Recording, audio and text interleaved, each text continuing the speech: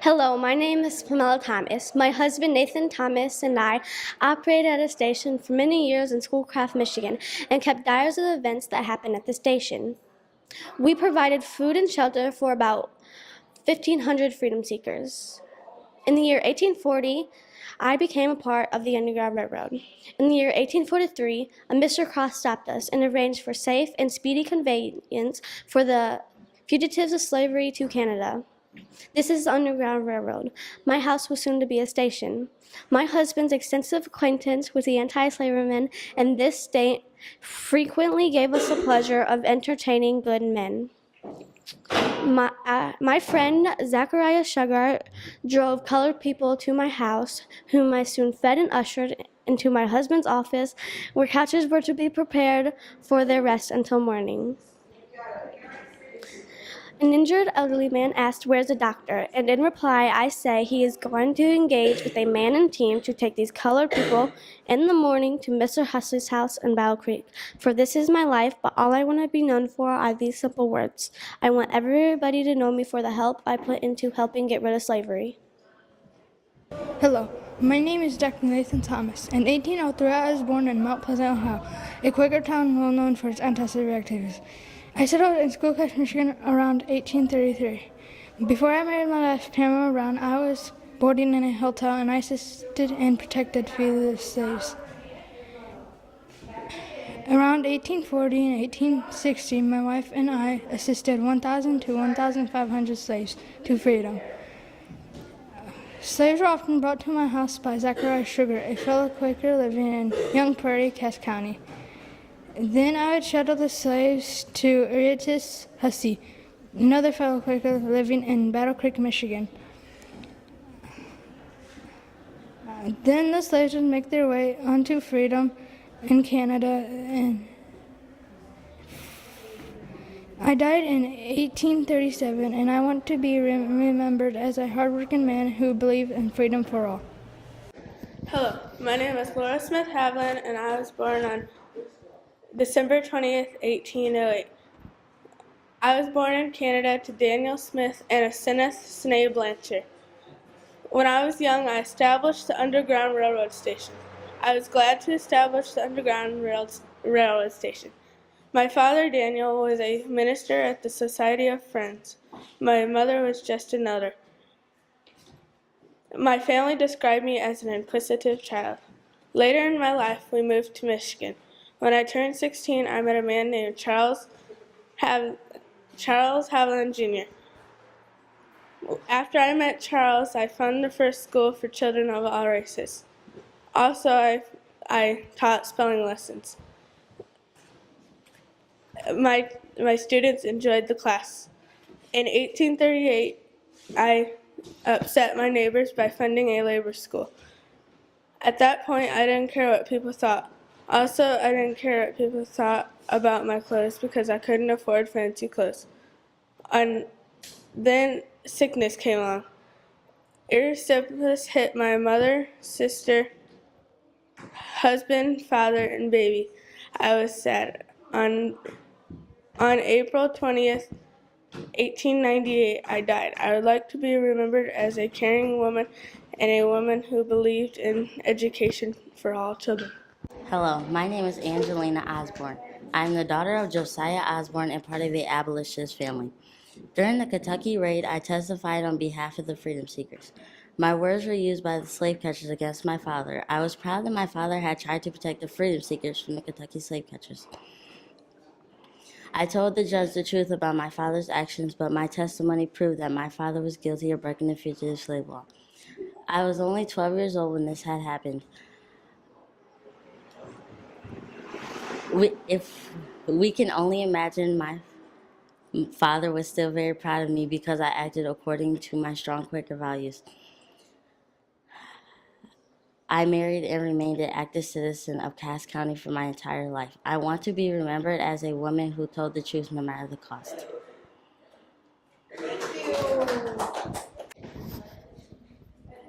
Hi, my name is William Jones. I was born in Preble County, Ohio in 1813.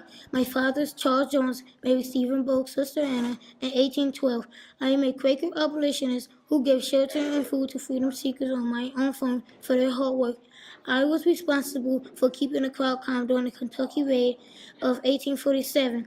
I kept them there until Stephen Bull could return from Cassopolis with the legal papers needed to arrest the attackers. I was a friend to over 1,000 freedom seekers in Cass County. I gave 5 to 10 acres of land for their homes and their products they produce on that land. I want to be remembered as a person who believes in equality for all.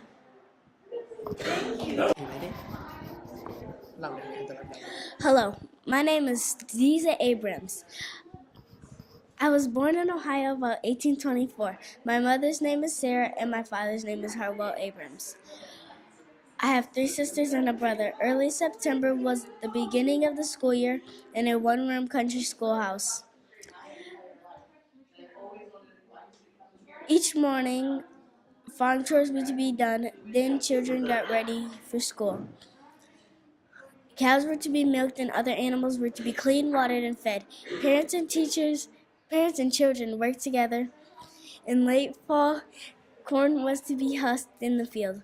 Some children had already husked corn before school began in early dawn. Their teachers usually walked to school from a farm where she was staying with a family or a drive out with a horse and buggy. It was the teacher's responsibility to prepare the classroom and to start a stove in the fire. I want to be remembered as a woman who thinks school is important. Hello, my name is Phoebe Abrams. I was born in 1834 in Virginia. Both my parents cannot read or write, but they made sure all of us learned how to read and write. In 1827, Michigan required a family of 50 or more families to establish a school. Near our homes, each school had a teacher and students. 4 to 19 years old went to the same one-room school within Cass County. Each child was to provide housing for the teachers. The early simple log buildings were cabins arranged for the youngest in the front and the oldest in the back. A potbelly stove heated the room. Children were required to bring firewood to school. In outhouses by many children, many schools had a community dipper for drinking. As Friends, Neighbors, Quakers, Abolitionists, Freedom Seekers all went to the same one-room school within Cass County. I want to be remembered as a helper and a good person. Hello, my name is Rachel, but people call me Aunt Rachel. I was born into slavery in Lexington to a kind and indulgent master and mistress that put me in charge of household affairs. I had a husband in the neighborhood who belonged to another owner but was often able to visit me and my children. Unfortunately, after my master and mistress passed, me and my children were sold at a public sale. I was sold to a harsh and strict slave owner from the South and my children stayed in Lexington. I was not used to outside labor and was harshly punished for it. I longed to get to Canada to be free, so I tried to escape at night. Once I got back to Lexington, I stayed at a friend's house and tried to stay as hidden as I could. When word finally got out that I had escaped, I was soon captured and charged with safekeeping. On my way back down to the Deep South, they put a ball and chain around my ankle so I couldn't escape it easily. That night, when my master was looking for a place to sleep, I hid under the wagon until everybody stopped looking for me, then I ran into the woods. I found a stone near the river and got the ball and chain off, but not the shackle. The shackle was causing swelling, but I kept going. I traveled at night and stayed hidden during the day. On my journey, I stopped at many houses. The second house that I stopped at, the man that lived there had a file and got the ball and chain off. I got the shackle off. I kept going to Canada. On my way, I met Levi Coffins of Newport and stayed at his house for 6 months and took care of him. Then, when he was worried about my safety, he put me on a wagon and I went up to Canada to be free.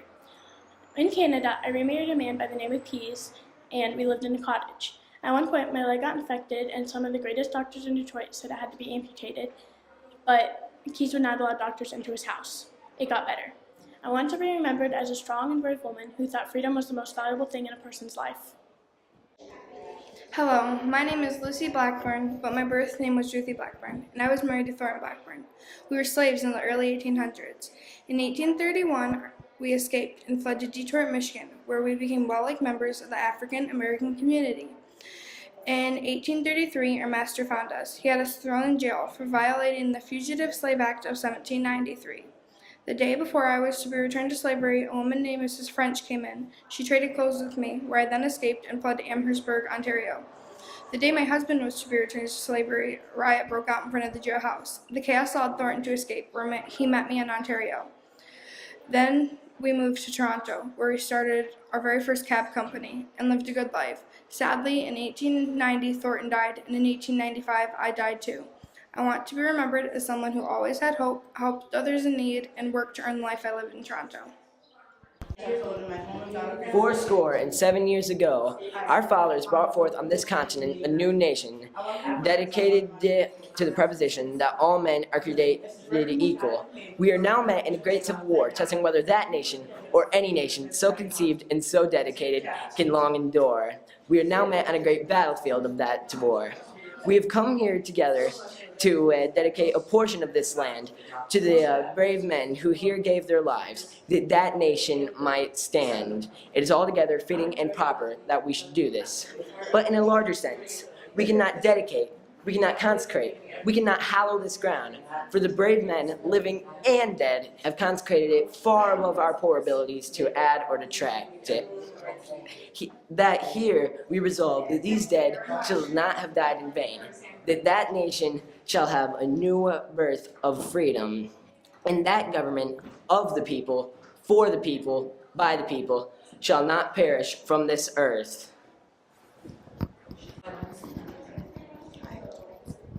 Hello, my name is Ebenezer McIlvain. My life began in Vermont in 1807. I'm an abolitionist and a very good friend of Stephen Bow. I operated a station on the Underground Railroad in Niles, Michigan, as I was a commissioner for Berrien County. I'm a lawyer, a judge, and justice of the peace. I was involved in the Kentucky Raid of 1847. I accepted testimony of freedom seekers and allowed freedom seekers the right to bail and the right to sue and be sued, and the right to trial by jury. I ruled against the slave owners and ordered the release of the freedom seekers. Perry Sanford claimed that by the time I made the court decision that many freedom seekers escaped to other places like Battle Creek in Canada.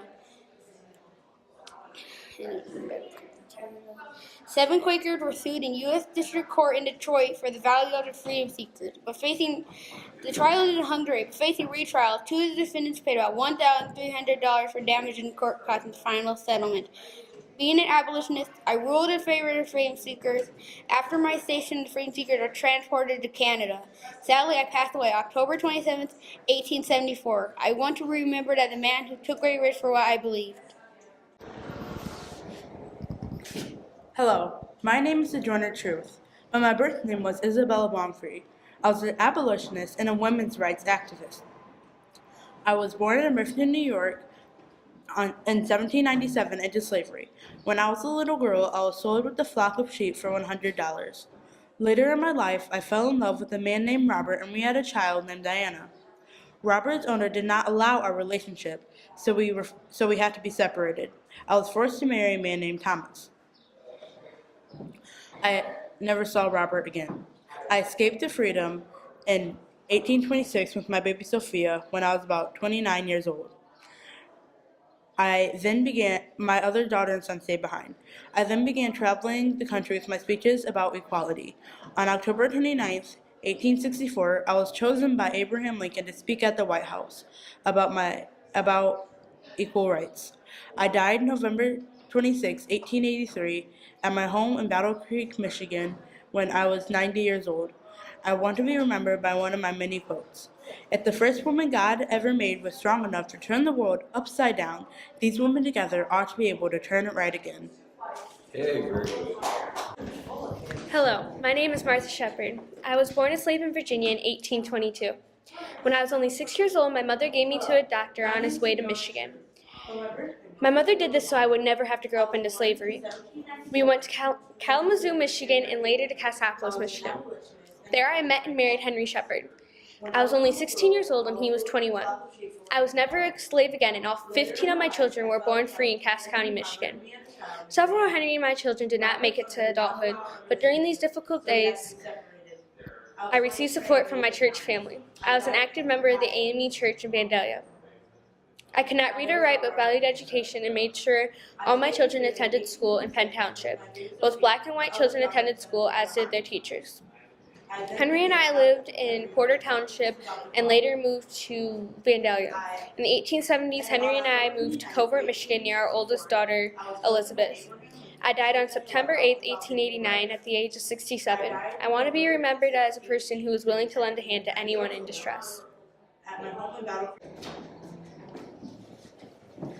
My name is Perry Sanford. I am one of the freedom seekers from Kentucky who came to Cass County looking for freedom. I was involved in the famous Kentucky Raid of 1847.